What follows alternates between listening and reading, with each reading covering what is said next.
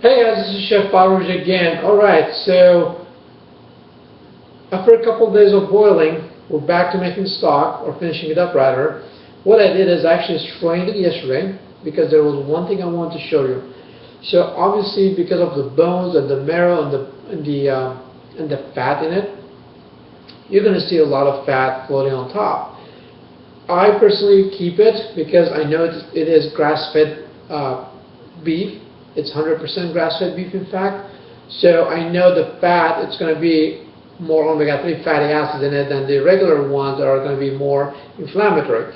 But if you don't like it, you could just take it off. And the reason why I strained it yesterday, I figured there isn't really much of magic in straining some stock.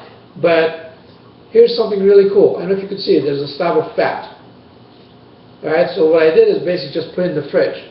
Once it cooled off a little bit, put it in the fridge, let it cool off completely, right? Completely chill.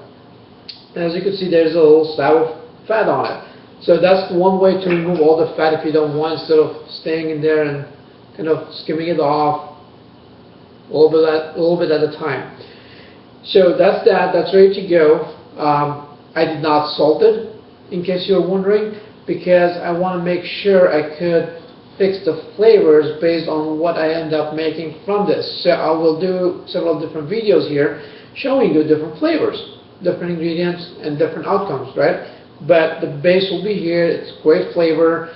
When you taste it, it shouldn't be light nor too strong. It should be nice and aromatic. Alright, so for me it's really important to have it aromatic, where I don't want to taste just meat, I guess. So I added some more aromatic, like you saw in the previous video. So the flavor is nice and subtle. You know you're drinking a broth, but also it's not gamey. All right, that's what I was trying to get to. So here's another thing though. So we're done with that part of it, right? So this is ready to go to make whatever we want from it. But here's the deal. You probably thought I was going to throw away all the bones because I've used it already, right? Well, not quite. What I did is I really filled it up with some more water. There's a term for that in the kitchen, and that's called remoyage. Ultimately, it's basically just rinsing it off again, kind of, right? Because there's still some flavor in here, in the bones.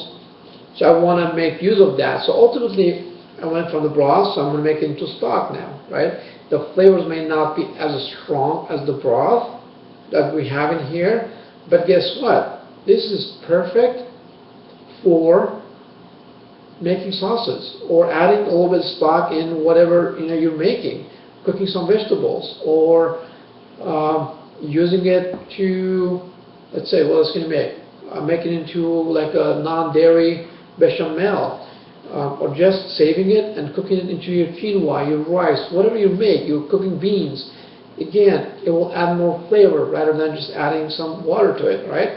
So once again, I'm going to fill this up all the way through, bring it to a boil, let it cook for a few hours until the flavors kind of, I'll add some more aromatics in here, celery, carrots, onions. You'll get all the recipes for the stock, and then let it go. And when it's ready, I'll just strain it, and my dog will be happy with the leftover bones. So that'll be her treat for the next, who knows how long at this point.